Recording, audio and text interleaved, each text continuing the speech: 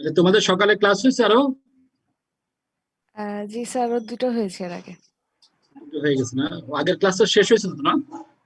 জি sir, হয়েছে, শেষ হয়েছে। আমরা 2-1 মিনিট ওয়েট করি, সবাই জয়েন করুক। 82 জন হলো। ওকে।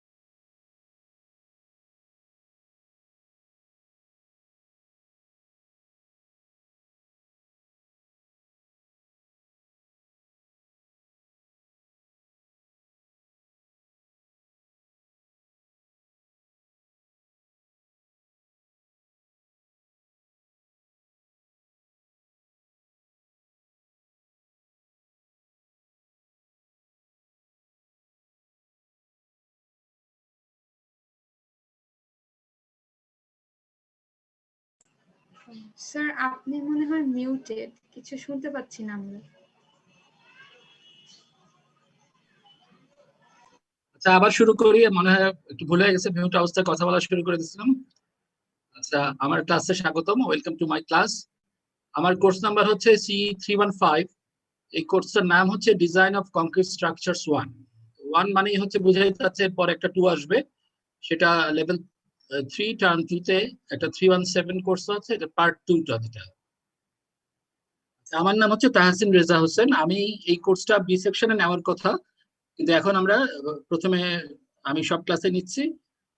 এরপরে আমি মোটামুটি প্রথম 4 সপ্তাহ মনে হয় আমি নিব।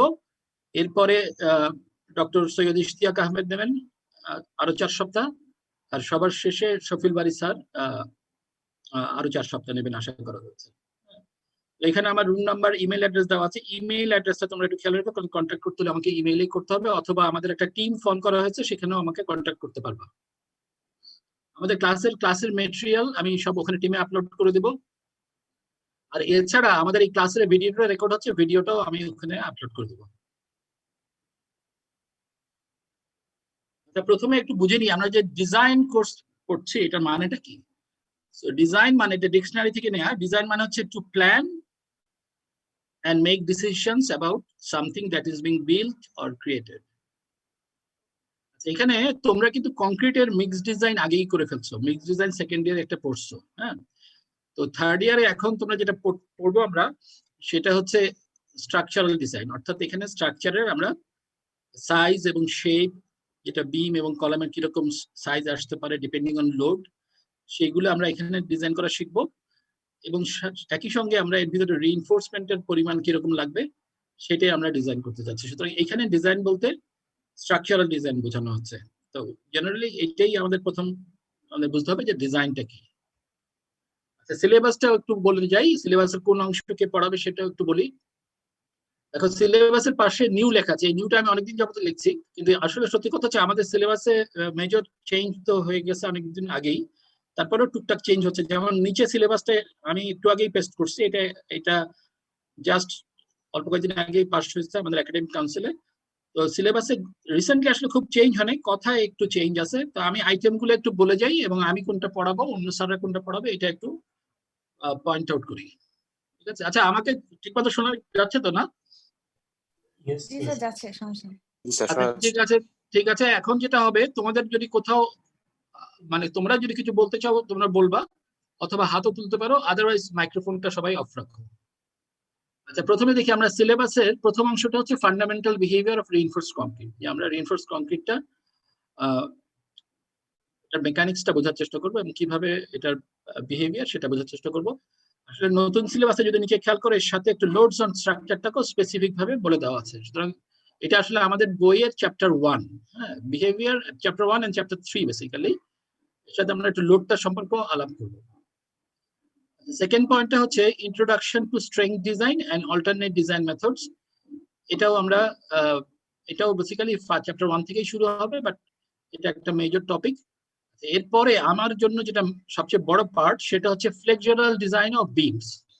এটা হচ্ছে মানে বেন্ডিং প্রবলেম, মানে বিমের বেন্ডিং এর জন্য আমরা কিভাবে ডিজাইন করব, বিমের সাইজ কিভাবে ঠিক করব, বিমের ভিতরে রিইনফোর্সমেন্ট কিভাবে বসাবো বা কি পরিমাণ বসাবো সেটা আমরা দেখবো। এখানে আছে সিঙ্গলি রিইনফোর্স, ডাবলি রিইনফোর্স এবং টি বিম। এবং আমরা যে মেথডটা পড়তে যাচ্ছি, মোস্টলি আমরা কিন্তু যে মেথডটা পড়বো এই মেথডটার নাম হচ্ছে স্ট্রেংথ ডিজাইন মেথড, বা এটাকে অনেক সময় ইউএসডি মেথডও বলে। আমরা পরে হয়তো একটু ডিটেল দেখতে পাবো। এই পর্যন্ত আসলে আমাকে পড়াইতে বলা হয়েছে, সুতরাং এই পর্যন্ত আমার ভাগে পড়ছে। আর এরপরে যেটা আসতেছে shear and diagonal tension and torsion of beams, এটা এবং bond and anchorage of reinforcement and its detailing, এই দুটো topic doctor Syed Ishtiaque Ahmed sir পড়াবেন। আর ফাইনালি যে দুটো টপিক দেখতে পাচ্ছ, যে স্ল্যাবের দুটো topic, design of one way slab and design of two way edge supported slab, এটা শফিক বারী স্যার পড়াবেন। আমাদের বইয়ের কথাটা একটু বলে নিই। আমাদের বইটার নাম হচ্ছে ডিজাইন অফ কংক্রিট স্ট্রাকচার। আমাদের কোর্সের যা নাম, বইয়ের একই নাম। এই বইটা কিন্তু অনেক পুরনো একটা বই, কিন্তু এখন আমরা যে এডিশনটা ব্যবহার করতে যাচ্ছি সেটা হচ্ছে 15th এডিশন। আমি নিজে যখন ইঞ্জিনিয়ারিং শুরু করছি তখন ইঞ্জিনিয়ারিং স্টুডেন্ট ছিলাম, আমরা প্রথমে পড়ছিলাম 7th এডিশন, এরপরে আমরা থাকতে থাকতে এটা 9th এডিশন হলো, তারপরে এটা প্রায় একটা করে এডিশন বের হয়। এবং তোমরা জানো যে আমাদের একটু পরে আমরা বলবো ডিজাইন কোডের সাথে সাথে এই জিনিসগুলো, এই বইটাও আপডেট হচ্ছে। আচ্ছা, এছাড়া আমি আরো দুইটা বইয়ের নাম লিখছি, একটা হচ্ছে নাদিম হাসাও আর আল মানাসির, আর হোয়াইট এবং ম্যাকগ্রেগরের দুটো বই। এডিশন যে দুটো লেখা আছে, এরপরে আসলে এডিশন বের হয়েছে। তো এই দুটো বই খুব ভালো বই। ইনফ্যাক্ট প্রথম বইটা যেটা নাদিম হাসাওয়ের বই, এই বইটা অনেক প্রবলেম আছে। আর হোয়াইট এন্ড ম্যাকগ্রেগরের বইটা একটু অ্যাডভান্স স্টেজের বই, কিন্তু এটা very good for understanding mechanics of reinforced concrete. এছাড়াও আসলে রিইনফোর্সড কংক্রিটের অনেক বই আছে, মানে এটার বই লিখে শেষ করেন নাই। তবে আমাদের যে টেক্সট বুক, যেটাকে আমরা আগে যেটা নিলসন এন্ড উইন্টারের বই ছিল, এখন যেটা নিলসন, ডারউইন এন্ড ডোলানের বই, এটার 5th এডিশনটা আমি সাজেস্ট করবো সবাইকে কেনার জন্য, কারণ এই বইটা আসলে খুব ইম্পর্টেন্ট বই এবং রিইনফোর্সড কংক্রিটের মানে এটা পরে ভবিষ্যতেও এটা আসলে লাগবে। এটা প্রিজার্ভ করার মতো একটা বই। আর এই বইটার একটা কপি পাওয়া যায়, সম্ভবত ইন্ডিয়ান কপি, এই বা ফটোকপি হতে পারে, আমি খুব নট শিওর, কিন্তু এটা নিউ মার্কেটে পাওয়া যায়। এটা অ্যারাউন্ড 1000 টাকার মতো। এটা প্রিন্টটা খারাপ না, সুতরাং আমি সাজেস্ট করবো একটু ভালো কোয়ালিটির প্রিন্টটা কেনার জন্য। আর যদি সস্তা কিনতে চাও তো নীলক্ষেতেও পাওয়া যায়, বাট বই একটা কিন্তু সবার কেনা উচিত, এটা আমি সাজেস্ট করবো। এটা পিডিএফও পাওয়া যায়, সুতরাং ওটাও তোমাদের কম্পিউটার পড়তে সুবিধা হবে। এটা হলো বই। আর এই বইটা আমি যখন আমার ক্লাস তো মোস্টলি এই বইটা থেকে কাট এন্ড পেস্ট করে ক্লাস নোটটা তৈরি করা। প্রথমে আমরা একটু করে শুরু করি। আমরা আসলে আমাদের সিলেবাসটা যথেষ্ট বড়, সুতরাং আমরা একটু করে আগাবো প্রথম দিকে। প্রথমে আজকের ক্লাসে আমি কয়েকটা জিনিস একটু বলতে চাচ্ছি, যে তার মধ্যে কিছু কিছু জিনিস তোমরা অলরেডি পড়ে ফেলছো। তার মধ্যে একটা হচ্ছে কংক্রিট কি। কংক্রিট কি সেটা কিন্তু তোমরা অলরেডি জানো। কংক্রিটটা হচ্ছে কংক্রিট থেকে রিইনফোর্সড কংক্রিটে যেতে হচ্ছে কেন সেটাও আমরা দেখবো, কিছুটা ইতিহাসও দেখবো, অ্যাডভান্টেজ ডিসঅ্যাডভান্টেজ নিয়ে আলাপ করবো। একটু আমরা প্রথমে দেখি কংক্রিট কি। কংক্রিটটা হচ্ছে একটা স্টোন লাইক ম্যাটেরিয়াল, তাই তো? এটার কয়েকটা কম্পোনেন্ট আছে, তার মধ্যে মেইন হচ্ছে যেটা যেটা বাইন্ডিং জিনিস করে সেটা হচ্ছে সিমেন্ট। এছাড়া দুই রকম এগ্রিগেট থাকে, যেটাকে আমরা ফিলার ম্যাটেরিয়ালও বলতে পারি, যেটা কোর্স এগ্রিগেট অর্থাৎ যেটা স্টোন এগ্রিগেট বলে, অথবা ফাইন এগ্রিগেট যেটা হচ্ছে স্যান্ড। এই তিনটা মিক্স করার পরে আমাদের বেসিক্যালি পানি দিতে হয়। তো পানিটা দিলেই আমাদের কেমিক্যাল প্রসেসটা শুরু হয় এবং এটা হার্ডেনিং প্রসেস বলে। এই প্রসেসটার মাধ্যমে এটা পুরো মাছটা একটা স্ট্রেংথ গেইন করে। এছাড়া অনেক সময় আমরা অ্যাডমিক্সচারও ব্যবহার করি। তো আমি একটু পরের স্লাইড থেকে বই থেকে দেখি বইতে কি বলা হচ্ছে। আমাদের বইতে বলা হচ্ছে concrete is a stone like material obtained by permitting a careful proportioning mix মানে হয় বলা আছে। আমি দেখি proportion mixture of cement, sand and gravel or other coarse aggregate and water to harden in forms of the shape and dimension of the desired structure. একটু লম্বা হয়ে গেছে কথাটা। মোটামুটি কয়েকটা জিনিসকে যদি আমরা যোগ দিই, প্রথমত হচ্ছে স্টোন লাইক, মানে স্টোনের মতো। এটা যখন ফাইনালি জমা হয়ে যাবে এটা স্টোনের মতো প্রপার্টি হয়ে যায়, তো এটাকে আর্টিফিশিয়াল স্টোন বলতে পারি। এটার মধ্যে কি কি কম্পোনেন্ট সেটা আমরা জানলাম অলরেডি।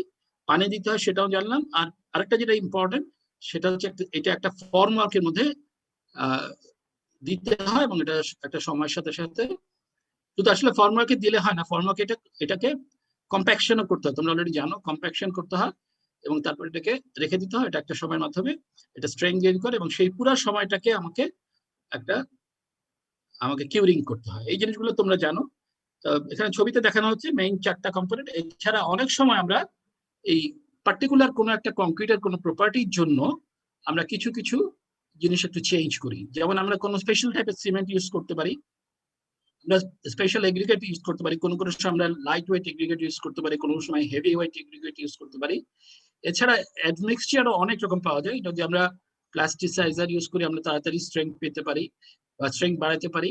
এরকম অনেক কিছু এখানে লেখা আছে। তো এই অংশটা আসলে মিক্সড ডিজাইনের অংশ। তো কংক্রিট ইটসেলফ এমন একটা মেটেরিয়াল যেটার পিছনে আসলে মানে অ্যাজ এ মেটেরিয়াল হিসেবে অনেক কিছু পড়ার আছে, সেটা তোমরা অলরেডি কিছুটা পড়ছো এবং ভবিষ্যতে দেখবা যে এটার মধ্যে অনেক কিছুই নতুন নতুন জিনিস আসতেছে, সেই জিনিসগুলো আমাদের জানার বিষয়। বাট আমাদের এই কোর্সে আমরা কংক্রিটের মিক্সড ডিজাইনটা নিয়ে আলাপ করছি না, আমরা কংক্রিটের স্ট্রাকচারাল ডিজাইন নিয়ে আলাপ করব। একটু ইতিহাসের কথা বলি। কংক্রিট আসলে একটা প্রাচীন একটা মেটেরিয়াল। হ্যাঁ, এক্স্যাক্টলি এখন যেভাবে সিমেন্টের সাথে ইউজ করে সেই যেভাবে কংক্রিট কথা বলছি ঠিক সেই রকম কংক্রিট না হলেও অন্য ফর্মে অন্য রকম বাইন্ডার ইউজ করে, মোস্টলি চুনাপাথর লাইম এইভাবে ইউজ করে মানুষ বহুদিন আগে থেকেই কংক্রিট ব্যবহার করে। হ্যাঁ, এবং এই কংক্রিটটা মোস্টলিরা সবই হচ্ছে আনরিইনফোর্সড কংক্রিট, অর্থাৎ এর মধ্যে কোনো রিইনফোর্সমেন্টের ব্যাপার ছিল না। যেহেতু আচ্ছা ইতিহাসে আমরা যদি খেয়াল করি এটা বিফোর ক্রাইস্ট 12,000 বছর আগে, তার মানে এখন থেকে প্রায় 14,000 বছর আগে থেকে কোনো না কোনো ফর্মে কংক্রিট ব্যবহার হচ্ছে। এবং কোথায় কোথায় দেখো ভূমধ্যসাগরের আশেপাশে সব এরিয়াতে, গ্রিসে, তারপরে রোমে এবং মিডল ইস্টের বিভিন্ন জায়গায় এটা ব্যবহার হয়েছে। হ্যাঁ, এবং তোমরা যদি ছবি দেখো নিচে একটা প্যান্থিয়নের ছবি আছে, এটা কিন্তু এটা একটা কংক্রিটের স্ট্রাকচার। এটা বিরাট একটা ডোম, একটা দেখতে পাচ্ছ shell structure 43 metre, it's a huge dome. এটা এখনো খুব ভালোভাবে টিকে আছে এবং এটা কিন্তু একটা কংক্রিটের স্ট্রাকচার। তো আমাদের এই উপমহাদেশেও, এই ভারত উপমহাদেশেও কংক্রিটের ব্যবহার অন্য ফর্মে আছে। আমাদের দেশেও দেখবা যে পুরনো পুরনো কংক্রিট মানে লাইম মর্টার যেটাকে বলে, চুনাপাথরের বা চুনাপাথর বা চুনার আস্তরণ, এটা আমাদের মেসেনারি স্ট্রাকচারও ব্যবহার হচ্ছে এবং ছোটখাটো অনেক জায়গায় আমাদের কংক্রিট ব্যবহার আছে, একদম যে নাই তা না। তো আমাদের এইটা হচ্ছে অনেক প্রাচীন ইতিহাস। কিন্তু আমরা যদি একটু আগাই তাহলে আমরা দেখবো কংক্রিটের কিছু গুণও আছে। কিছু আমরা গুণ তো আছে ডেফিনেটলি, যেহেতু এতদিন ধরে ব্যবহার হচ্ছে। তো আমরা একটু এটার অ্যাডভান্টেজ এন্ড ডিসঅ্যাডভান্টেজ যদি পাশাপাশি দেখি তাহলে আমরা কয়েকটা জিনিস রিয়েলাইজ করতে পারবো। তাহলে আমরা এটার স্ট্রেংথটা এবং উইকনেস দুটাই আমরা একটু বোঝার চেষ্টা করি। প্রথম হচ্ছে এটা খুব সহজে বানানো যায়, ইজি টু মেক। তো এই কথাটা বলার সাথে সাথে কিন্তু আবার বলা উচিত যে ভালো কংক্রিট করতে হলে কিন্তু গুড কোয়ালিটি কংক্রিটের জন্য কোয়ালিটি কন্ট্রোল লাগে। মিক্সড ডিজাইন যেমন লাগে কম্প্যাকশন থেকে শুরু করে এটার কিউরিং এবং এটার কন্টিনিউয়াস টেস্টিং করে এটা কোয়ালিটি কন্ট্রোল করতে হয়। সেটা হয়তো আমরা ছোট করে অল্প একটু বলবো ভবিষ্যতে। এছাড়াও এটা রিলেটিভলি লো কস্ট। এটা হয়তো যারা স্টিলের স্ট্রাকচারের সাথে প্যারালাল যদি কম্পেয়ার করি, এটা জেনারেলি খরচ কিছুটা কম হয়। এছাড়া ফর্মাবিলিটি খুব ইম্পর্টেন্ট। এটা আসলে যে কোনো শেপে আমি কাস্টিং করতে পারি। ইনফ্যাক্ট এটা দিয়ে অনেক জায়গায় স্কাল্পচারও করে। তো সুতরাং এটা কিন্তু একটা বড় গুণ। এছাড়াও যদি স্টিলের সাথে কম্পেয়ার করি, এটা ওয়েদার অ্যান্ড ফায়ার রেজিস্ট্যান্ট। যদি আগুন লেগে যায় তাহলেও এটা স্ট্রেংথটা অনেকক্ষণ ধরে রাখতে পারে। এবং যে আমরা জানি যে ওয়েদারের সাথে সাথে স্টিল যত তাড়াতাড়ি করশন হয়, এখানে কিন্তু ওয়েদার প্রোটেকশনটা বেটার। এর থেকে সবচেয়ে বেশি ইম্পর্টেন্ট, যেটা আমাদের জন্য সবচেয়ে মানে ডিজাইন পয়েন্ট অফ ভিউ থেকে সবচেয়ে যেটা ইম্পর্টেন্ট, সেটা হচ্ছে এটার কম্প্রেসিভ স্ট্রেংথটা ভেরি ভেরি গুড। হ্যাঁ, এবং গুড মানে কত? আমরা 4000 5000 পিএসআই থেকে শুরু করে আমরা 10,000 12,000 15,000 পিএসআই কংক্রিটও এখন বহু জায়গায় ব্যবহার হয়। আমাদের দেশে 6000 তো খুব ভালোভাবে ব্যবহার হচ্ছে। তো এইগুলো হচ্ছে কংক্রিটের তার অ্যাডভান্টেজেস বলতে পারি বা তার স্ট্রেংথ বলতে পারি, তার যেগুলো তার ভালো প্রপার্টি। কিন্তু কংক্রিট আগেই বলছি, concrete is like stone, artificial stone. কংক্রিটের সমস্যাটা হচ্ছে কংক্রিট স্টোনের মতোই এটা টেনশনে খুব ভালো না। এটা টেনশন বিহেভিয়ারে এটা কম্প্রেসিভ স্ট্রেংথ যত না ভালো, কিন্তু একই সঙ্গে টেনশনে এটা খুবই খারাপ। খারাপ মানে কি, যদি কত খারাপ সেটা একটু বুঝে নি। জেনারেলি তোমরা জানো যে 4000 পিএসআই কংক্রিট যদি তার কম্প্রেসিভ স্ট্রেংথ হয়, এটার টেনজাইল স্ট্রেংথ হবে তার 10 ভাগের 1 ভাগ মোটামুটি। অন্য ফর্মুলা আছে, আমরা পরে দেখবো, বাট মোটামুটি 10 ভাগের 1 ভাগ হয় তার টেনজাইল স্ট্রেংথ। সুতরাং এটার একটা উইকনেস আছে। এখন এই উইকনেসটা আমরা ওভারকাম করবো কিভাবে? কারণ আমাদের মেটেরিয়ালে তো আমরা জানি যে স্ট্রাকচারাল ফর্মে অনেক জায়গায় টেনশন ডেভেলপ করে। তো টেনশনটা অ্যাভয়েড করার জন্য কি করা যেতে পারে সেটা আমরা দেখি। এবার আমরা একটু রিইনফোর্স কংক্রিট কোথা থেকে আসলো সেটা একটু বলে নিই। এই ভদ্রলোক যে দেখা যাচ্ছে, জোসেফ মনিয়ার, একজন ফ্রেঞ্চ ভদ্রলোক, উনি ফ্রেঞ্চ গার্ডেনার। মানে ওনার আসলে মূল পেশা ছিল মানে গার্ডেন, বড় গার্ডেনকে উনি মেনটেন করতেন, দায়িত্বে ছিলেন। উনি যেটা অবজার্ভ করলেন যে গার্ডেনে যেটা ইউজ হয়, যে টব, গার্ডেনের যে ফ্লাওয়ার পট, এগুলো উনি আগে যেগুলো বানানো হতো সেগুলো ছিল মাটির, অর্থাৎ ক্লে, বার্ন ক্লে এবং টিম্বারের। উনি অবজার্ভ করলেন যে একটু বড় হলেই মাটির টবগুলো এভাবে ফেটে যায়। এবং ফেটে যাচ্ছে কারণ তোমরা নিশ্চয়ই, এখন আমরা তো ইঞ্জিনিয়ারিং টার্মে বুঝি যে ফেটে যাওয়ার মানেই হচ্ছে যে এটা নিশ্চয়ই দেখা যাচ্ছে এখানে ক্র্যাক আছে, তার মানে নিশ্চয়ই এদিকে টেনশন কাজ করতেছে। আমার তো হাতের লেখা ভালো হচ্ছে না, এদিকেও টেনশন কাজ করছে, তার মানে এটাকে স্প্লিট হয়ে যাচ্ছে। এই যে আমি অ্যারোটা আঁকলাম, এটা কোন কোন স্ট্রেস বলে এটাকে বলে হুপ হুপ টেনশন। তার মানে দেখা যাচ্ছে ক্লে একটা সার্টিন টেনশনের পরে এটা ক্র্যাক করে যাচ্ছে। তো উনি তো বদলে ক্লের বদলে কি মেটেরিয়াল পাওয়া যায়, বা টিম্বারের বেলায় যদি টিম্বারের পট ইউজ করে তাহলেও দেখা গেছে যে সেগুলো খুব তাড়াতাড়ি ডিকে করে যায়। তো উনি চিন্তা করলেন যে কংক্রিট দিয়ে এই ফ্লাওয়ার পট বানাবেন, ভাস বানাবেন বা টপ বানাবেন। তারপরে দেখা গেল এই আমাদের যে কংক্রিট দিয়ে বানালেও একই সমস্যা হচ্ছে। উনি যেটা ফাইনালি একটা জিনিস বের করলেন, যে ভিতরে যদি আয়রনের মেশ দেওয়া হয়, এই যেখানে লেখা আছে দেখো, যদি আয়রনের মেশ দেওয়া হয় তাহলে এটা ভালো পারফর্ম করে এবং এই ক্র্যাক গুলো হয় না। এটাতে উনি খুবই মানে বলতে পারো থ্রিলড হলেন যে এটা তো খুব ভালো একটা জিনিস আবিষ্কার করলাম।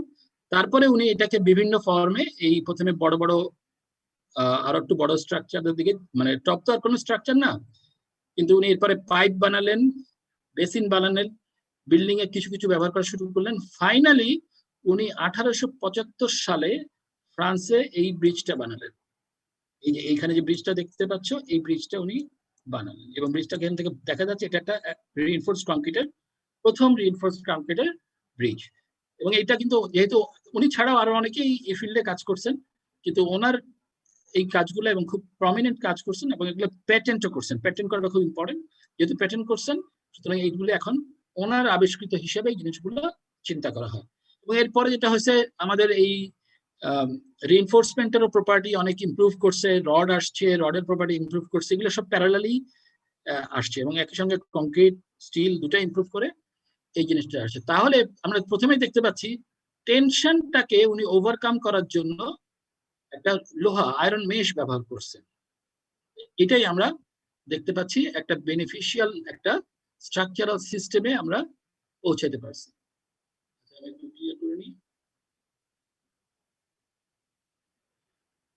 ওকে, আচ্ছা এখন তাহলে রিইনফোর্স কংক্রিট জিনিসটা কি? এবার আমরা রিইনফোর্সড মানে কংক্রিট তো আছেই, তাকে আমরা রিইনফোর্স করতেছি, অর্থাৎ তাকে আমরা কোনো একটা জায়গায় মজবুত করতেছি। আমরা একটা ছবিতে বাম দিকে দেখতে পাচ্ছি একটা বনের মধ্যে একটা ছোট নদী পার হয়ে যাচ্ছে একটা লোক একটা কাঠের গুঁড়ির উপর দিয়ে। এই কাঠের গুঁড়িটা মানে কি? তাহলে দেখতে পাচ্ছি এটা আসলে একটা বিম। এই যে নিচে যদি ছবিটা দেখি, নিচের ছবিটার লোকটা একটু মোটা হয়ে গেছে, কিন্তু বেসিক্যালি একটা লোড দেওয়ার জন্য হয়তো একটু মোটা করে দেখানো হচ্ছে। এখানে যদি খেয়াল করো, এটা একটা টিম্বার এবং আমরা জানি একটা বিম। তো এখানে আসলে জিনিসটা কি হচ্ছে, ওনার লোডটা, আমি একটু আবার একটু কলমটা নিয়ে নিই, ওনার লোডটা এইখানে বেন্ডিং এর মাধ্যমে এটা নিশ্চয়ই বেন্ড করতেছে, বড় করে দেখালাম, বাট এটা বেন্ড করা মানে হচ্ছে লোডটা, ওনার এই লোডটাকে দুই পাশে ট্রান্সমিট হচ্ছে, তাই না? এটাকে বলে বিম। তাহলে আমরা এই জিনিসগুলো আমরা অলরেডি জানি যে উপরের দিকে কম্প্রেশন হচ্ছে দেখাই যাচ্ছে, এবং ডিফর্ম শেপ থেকে আমরা দেখতে পাচ্ছি নিচের দিকে টেনশন হচ্ছে। এখন এটা যদি কাট হয় তাহলে কোনো সমস্যা নাই, কারণ কি? কারণ কাট কম্প্রেশনও ভালো, টেনশনও ভালো, তো কোনো সমস্যা আমরা দেখতে পাচ্ছি না, খুব সুন্দরভাবে ক্রস করে যাচ্ছে। কিন্তু এরপর নিচের ছবিটা যদি আমরা দেখি, এই জিনিসটাই যদি আমরা কংক্রিট দিয়ে বানাই, শুধু কংক্রিট দিয়ে বানাই উইদাউট এনি স্টিল, তাহলে হবে কি, এখানে যে টেনশনটা ডেভেলপ করবে এইদিকে এবং এইদিকে, এই টেনশনটা প্রথমে ভাঙবে না, একটা সার্টেন লোডের পরে এটা কংক্রিট যে টেনশন না নেয় না তা না, 10 ভাগের 1 ভাগ নেয়, কিন্তু সেই ভ্যালুটাও যে মুহূর্তে এক্সিড করে যাবে তখন এটা ক্র্যাক করে যাবে। ক্র্যাকটা শুধু ক্র্যাক করবে না, ক্র্যাকটা থামানোর কেউ নাই, ক্র্যাকটা একদম উপর পর্যন্ত গিয়ে এটা ভেঙে পড়ে যাবে। তার মানে কংক্রিট বিম, প্লেন কংক্রিটের বিম স্টিল ছাড়া যদি আমরা ব্যবহার করতে চাই, তাহলে বিমের জন্য এটা কোনো ভালো প্রপার্টি হবে না। কিন্তু এটা কিন্তু অন্য জায়গায় ব্যবহার করা সম্ভব, যেটা আমরা আগে দেখলাম, যেখানে এটা ডোমের মতো ব্যবহার করা হচ্ছে, শেলের মতো ব্যবহার করা হচ্ছে, বা আর্চের মতো, যেটা স্ট্রাকচারাল ফর্মটাই আমার কম্প্রেশন আছে, সেখানে কিন্তু ব্যবহার করা যাবে।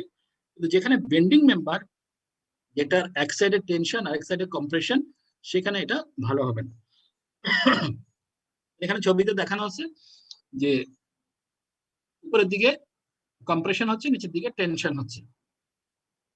তাহলে আমরা কি করতে পারি? তার মানে স্বাভাবিকভাবেই এটা বুদ্ধিটা হচ্ছে, যেখানে টেনশন হবে সেখানে আমি রিইনফোর্সমেন্ট দিব। এটা হচ্ছে first lesson of reinforce concrete design. কোথায় টেনশন হচ্ছে সেটা প্রথমে খুঁজে বের করব, সেখানে আমরা রিইনফোর্সমেন্ট দিব। যেমন এখানে আমরা দেখতে পাচ্ছি নিচের দিকে ফেটে যাচ্ছে, তার মানে এই ফাটাটাকে অ্যাক্রস করে এটাকে এই লাইন বরাবর আমাকে একটা রিইনফোর্সমেন্ট বার দিতে হবে। যদি আমরা এই বিমটাকে দেখি, এই হলুদ বিমটা হচ্ছে আমার রিইনফোর্স কংক্রিটের বিম, এবং তার মধ্যে আমি দুটো রড দেখাচ্ছি, এই দুটো রড সাইড থেকে ডটেড করে দেখানো হচ্ছে। এখন যদি লোড আসে তাহলে কি হবে? লোড আসলে স্বাভাবিকভাবে এটা ডিফর্ম হবে। এই ডিফর্ম করার পরে আমার নিচের দিকে টেনশন ডেভেলপ করবে এবং নিচে একটু ক্র্যাকও হবে। এমন যে না কিন্তু আমি রড দিলে ক্র্যাক হবে না, তা না, কিন্তু খেয়াল করে দেখো এখানে ক্র্যাকটা প্রোপাগেট করে একদম উপরে চলে গেছে, আর এখানে যেটা হচ্ছে ক্র্যাকটা প্রোপাগেট করছে মেবি এটা নিউট্রাল এক্সিস এর কাছাকাছি গেছে, এবং একই সঙ্গে এই রিইনফোর্সমেন্টটা এই টেনশনটা নিয়ে নিচ্ছে। তার মানে এখানে একই সঙ্গে উপরে কম্প্রেশন আছে, এই যে কম্প্রেশনটা নিচ্ছে হচ্ছে কংক্রিট ইটসেলফ, আর নিচে যে টেনশনটা ডেভেলপ করছে এই টেনশনটা পুরোটাই আমরা চিন্তা করতে পারি এটা রিইনফোর্সমেন্টের মাধ্যমে ট্রান্সমিট হচ্ছে, তাই তো? এখন এটাই হচ্ছে আমাদের ফান্ডামেন্টাল কথা, যে আমি রিইনফোর্সমেন্ট দিব because concrete is weak in tension. তাহলে কোথায় দিব? যেখানে টেনশন ডেভেলপ করছে, যে লাইন বরাবর টেনশন আছে সেই লাইন বরাবর আমরা দিব। আমরা আজকে একটু ছবিতে দেখবো কোথায় কোথায় দেওয়া যায়। তাহলে এটাই হচ্ছে আমাদের ফার্স্ট কথা, যে কোথায় আমরা রিইনফোর্সমেন্টটা দিব। আমরা একটা বিমে দেখি, একটা সেন্ট্রি সাপোর্টেড বিম দেখানো আছে, উপরের ছবিটার দিকে আগে তাকাই। উপরের ছবিতে দেখো এটা সেই ছবিটা আবার দেখানো হচ্ছে। তাহলে স্বাভাবিকভাবে আমরা এখানে দেখতে পাচ্ছি এখানে টেনশন, এখানে আমরা একটা রিইনফোর্সমেন্ট দিব, এটাকে আমরা রড দিলাম। তাহলে আমরা এখানে যদি একটু টার্মগুলো একটু খেয়াল করে নিই, এটাকে বলবো আমরা উইডথ অফ দ্য বিম, এটা হচ্ছে টোটাল ডেপথ, এটা সাধারণত আমরা এইচ দিয়ে বলি। আর নিউট্রাল এক্সিস, সরি, এই উপর থেকে রড পর্যন্ত এটাকে আমরা ছোট ডি বলি, এফেক্টিভ ডি, এগুলো আমরা পরে আবার আসবো। তাহলে স্বাভাবিকভাবে এইখানে টেনশন, এখানে আমরা দিচ্ছি, এটা হলো প্রথম কথা। তাহলে আমরা নিচে একটা রিয়েল একটা বিমের ছবিও দেখতে পাচ্ছি। দেখো একটা 3D তে ছবি দেখানো হচ্ছে, এখানে যদিও দুটো রড, এর নিচে 3টা রড দেখানো হচ্ছে। কিন্তু লক্ষণীয় বিষয় হচ্ছে রড কিন্তু শুধু নিচে 3টা রড না, আরো অন্য রডও দেখা যাচ্ছে, উপরেও 2টা রড দেখা যাচ্ছে। তাহলে উপরের রডগুলো কি কারণে দিলাম? প্রথমে আমরা দেখতে পাচ্ছি যে উপরের রডগুলো আসলে খাঁচাটা বাঁধার জন্য দিলাম। সো উপরের বারগুলোকে আমরা বলবো হ্যাঙ্গার বার, যদি শুধু শুধু ঝুলায় রাখার জন্য ব্যবহার হয়। আর কতগুলো রিং দেখতে পাচ্ছি, এই রিং গুলাকে কি বলবো আমরা? এগুলোকে বলবো আমরা স্টিরাপস। এটা আমরা পরে আবার দেখবো, এগুলোকে বলে স্টিরাপ।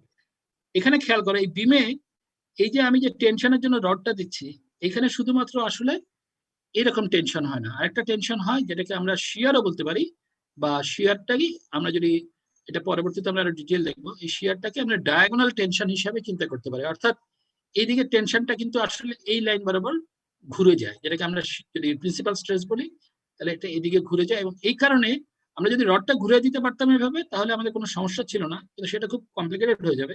এর থেকে আমরা এই ডিরেকশনে আমরা আরেকটা রড দিই, এটাকে বলে স্টিরাপ, বা এটাকে আমরা শিয়ার ডিজাইন, শিয়ার রডও বলতে পারি।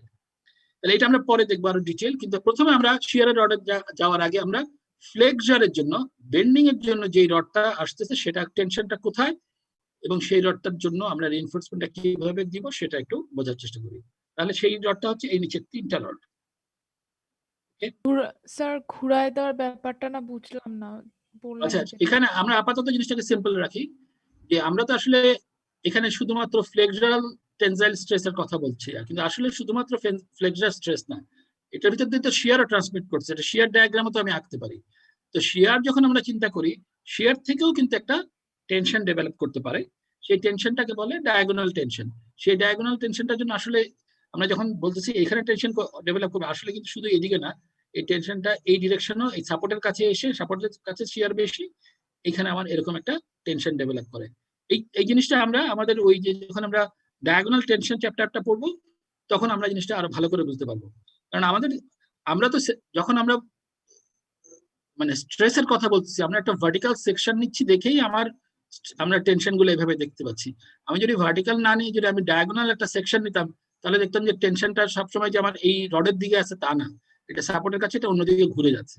তো সেই জিনিসটা আমরা আপাতত সিম্পল রাখার চেষ্টা করি, আপাতত আমরা ফ্লেক্সারটা নিয়ে চিন্তা করি, এবং ফ্লেক্সারাল রিইনফোর্সমেন্টটা কোন দিকে দিতে হয় সেটা আমরা একটু বোঝার চেষ্টা করি। যেমন ধরো এই একটা ক্যান্টিলিভার বিম, এই ক্যান্টিলিভার বিমটা কোথায় রড দিতে হবে? তাহলে প্রথমে আমাকে বুঝতে হবে এই রডটার ডিফ্লেক্টেড শেপটা কেমন। তো ডিফ্লেক্টেড শেপটা কেমন হবে? এটা ডিফ্লেক্টেড শেপটা হবে এরকম, ভালো হচ্ছে না, ডিফ্লেক্টেড শেপটা এরকম হয়ে এরকম, তাই না? বিমটাকে যদি আমি দেখি, বিমটা এইভাবে ডিফ্লেক্ট করবে, তার মানে টেনশনটা কোথায়? তার মানে টেনশনটা হচ্ছে এই জায়গাটা, তাই না? এই জায়গাটার, ও এই জায়গা শুধু না, উপরে ডিপেন্ড করছে লোডের মতো, এই পুরো জায়গাটাই হচ্ছে আমার টেনশনের লাইন। এই জায়গাটায় যেখানে আমি গোল জায়গাটা দিলাম, এই জায়গাটা সবচেয়ে বেশি টেনশন হবে, তার মানে আমি উপরে রড দিব। তাহলে এই রডটা এইভাবে উপরে দেওয়া হচ্ছে, তাহলে এটাকে আমরা ক্যান্টিলিভার বিমের উপরে রিইনফোর্সমেন্ট আমরা প্রোভাইড করব। এটা বুঝলাম আমরা। একটা দেখি, এবার আমরা একটা ফ্রেমের মধ্যে দেখি, যেমন এরকম একটা ফ্রেম মানে কি? ফ্রেম মানে হচ্ছে একটা হরাইজন্টাল বিম আছে, একটা ভার্টিক্যাল কলাম আছে, এটা আমাদের নর্মাল বিল্ডিং এ যেরকম থাকে। হ্যাঁ, আমরা কিন্তু একটু আগে যেটা বলছিলাম, একটা সিম্পলি সাপোর্টেড বিম, মানে একটা আইসোলেটেড সিম্পলি সাপোর্টেড বিম থাকার সম্ভাবনা খুব কম কোনো স্ট্রাকচারে সাধারণত আমরা দেখি যে একটা কলামের সাথে বিমটা এরকম ইন্টিগ্রেটেড অবস্থা থাকে, এবং শুধু একটা না, সাধারণত বিমগুলো আরো লম্বা হয়, অনেকগুলা কলাম থাকে, একদিকে থাকে, আদার ডিরেকশনে থাকে। আমরা সিম্পল করার জন্য একটা বিম দুটা কলামের উপরে সাপোর্ট হয়ে আছে সেভাবে চিন্তা করি, এবং এটা এই সাপোর্টটা একটা, এই কানেকশনটা একটা ফিক্সড কানেকশন চিন্তা করি। তার মানে কি? এবার আমরা যদি ডিফ্লেক্টেড, সবসময় খেয়াল করি ডিফ্লেক্টেড শেপটা কেমন। এখন আমরা যদি গ্র্যাভিটি লোড দিই, যে উপরে বালির বস্তা দেখা যাচ্ছে, এখানে যদি আমি ডিফ্লেক্ট করাই, তাহলে এটা ডিফ্লেক্টেড শেপটা হবে এইরকম। আর যদি আমি মোমেন্ট ডায়াগ্রামটা আঁকি, মোমেন্ট ডায়াগ্রামটা হবে এরকম। মোমেন্ট ডায়াগ্রামটা কিন্তু তোমরা ইচ্ছা করলে উল্টাটাও আঁকতে পারতা, নিচের থেকে তোমরা কিভাবে আঁকা জানি না, এইভাবে আঁকতে পারতা। এখানে যে মোমেন্ট ডায়াগ্রামটা আঁকা হয়েছে, এটা on tension side of the member আঁকা হয়েছে। ইচ্ছা করলে আমি যে কম্প্রেশন সাইডে আঁকতাম, তাহলে জাস্ট এগুলো উল্টে যেত। তো এই টেনশন সাইডে আঁকার উদ্দেশ্যটা হচ্ছে দেখানো যে কোন জায়গাটায় আমি আসলে রিইনফোর্সমেন্টটা দিব। তার মানে দেখো, এটা ডিফ্লেক্টেড শেপ থেকে আমি বুঝতে পারতেছি কোন জায়গাটায় টান লাগছে। দেখো এখানে মিড স্প্যানে টান লাগছে, আর সাপোর্টের কাছে, কলামের কাছে উপর দিকে আমার একটা রিভার্সাল কার্ভেচার হচ্ছে। দেখো এরকম একটা কার্ভেচার, তার মানে আমার রডটা, মূলত রডটা এই যে লাল জায়গাটা, এই জায়গাগুলোতে রড দিতে হবে। তাহলে আরেকটা জিনিস কিন্তু আমরা বুঝে ফেলছি, দেখো খেয়াল করে দেখো, জেনারেলি আমি কিন্তু একটু আগে বলছি যে যেখানে টেনশন সেখানে রড দিতে হবে। তাহলে কিন্তু এখানে আরেকটা প্রশ্ন মাথায় আসে, কলামের মধ্যে তাহলে রড দিচ্ছি কেন? এখানে খেয়াল করো, ছবিতেই বোঝা যাচ্ছে কলামটার মধ্যেও কিন্তু বেন্ডিং দেখা যাচ্ছে। কলাম যে বেন্ডিং নাই তা না, এমন হতে পারে কলামে বেন্ডিং এর সাথে এমন হতে পারে যে এক্সিয়াল ফোর্সও কিন্তু আছে। তো এক্সিয়াল ফোর্স আর এই বেন্ডিং এর জন্য যে বেন্ডিং হলে কি হয়, বেন্ডিং দিলে বেন্ডিং স্ট্রেস হচ্ছে My/I, অর্থাৎ একদিকে টেনশন হবে আরেকদিকে কম্প্রেশন হবে। আর এই কলামটায় কিন্তু একটা সরাসরি কম্প্রেশন আছে, যেহেতু বালির বস্তার ওয়েট গুলা এখানে সরাসরি ভিতর দিয়ে যাচ্ছে। তার মানে এই সরাসরি ডাইরেক্ট কম্প্রেশন আর এই My/I এর জন্য এটার একদিকে টেনশন গুলো একটু, একদিকে কম্প্রেশনটা বেড়ে যাবে আরেকদিকে কম্প্রেশনটা কমে যাবে। এই কম্প্রেশন কমতে কমতে কিন্তু টেনশনও আসতে পারে। তাই তো, এটা গ্র্যাভিটি লোডের কথাই বলছি। তার মানে এখানে আমরা দেখতে পাচ্ছি রিইনফোর্সমেন্ট কিন্তু কলামেও আমরা দিই, কারণ কলামে টেনশন আসার সম্ভাবনা আছে। এটা কিন্তু গ্র্যাভিটি লোডে বললাম, ল্যাটারাল লোডে তো আরো সম্ভাবনা আছে। এছাড়া আমরা আরেকটা জিনিস একটু খেয়াল রাখি, এই রিইনফোর্সমেন্ট দিলে কলামের সাইজটাও ছোট হয়ে আসে। একটা কংক্রিট যে পরিমাণ লোড কম্প্রেশন লোড নিতে পারে, রড কিন্তু তার সাথে থাকলে তার আমরা সেকশনটা ছোট করে আনতে পারি। তো এমন যদি কলাম হতো যে শুধু কোনো এক্সিয়াল ফোর্স, শুধুমাত্র এক্সিয়াল ফোর্স আছে, কোনো বেন্ডিং নাই, কোনো টেনশন হবে না, আমি জানি, সেই ক্ষেত্রে কিন্তু আমি যদি রড না দিই কোনো সমস্যা নেই। কিন্তু জেনারেলি সব ক্ষেত্রে আমরা কলামের রিইনফোর্সমেন্ট দিই, কারণ এক হচ্ছে কলামের সাধারণত সবসময় একটা বেন্ডিং আসার সম্ভাবনা থাকে, অ্যাট দ্য সেম টাইম আমরা কলামের সাইজটাও ছোট করতে চাই। আচ্ছা, এবার আমরা বিমের দিকে একটু তাকাই। বিমের রডটা তাহলে আমরা কোথায় দিচ্ছি, দেখো এইখানে টেনশন, তাহলে দেখো এইখানটা আমরা রডটা দিব। কোথায় কোথায় রড দিচ্ছি একটু ছবি আর কি। মূলত আমি এই জায়গাটায় মেইন রড গুলা দিচ্ছি, এই জায়গাটা শুধু নয়, যেখানে যেখানে টেনশন আছে এই টেনশনটা এদিকেও চলে আসছে, এইবার আবার আমি রড দিচ্ছি। আর উপরে কোথায় রড দিচ্ছি এটাও একটু খেয়াল করো, দাঁড়াও এটা একটু সরাই দিই। উপরে আমরা এই জায়গাটায় রড দিচ্ছি, দেখো এই পর্যন্ত রড দিচ্ছি, এদিকে রড দিচ্ছি। এটা এখানে এখানে স্ট্রেইট পার্ট দেখানো হয়েছে, এখানে আবার বারগুলোকে বাঁকায় দেখানো হয়েছে, দেখো এখানে রডগুলো বাঁকানো। বাট জেনারেলি আমার এই জায়গাটাকে টেনশন জোন রাখা হয়েছে, আবার এই জায়গাটাকে টেনশন জোন, যেটা ডিফ্লেক্টেড শেড থেকে আমরা বুঝতে পারতেছি, সেখানে আমরা দিচ্ছি।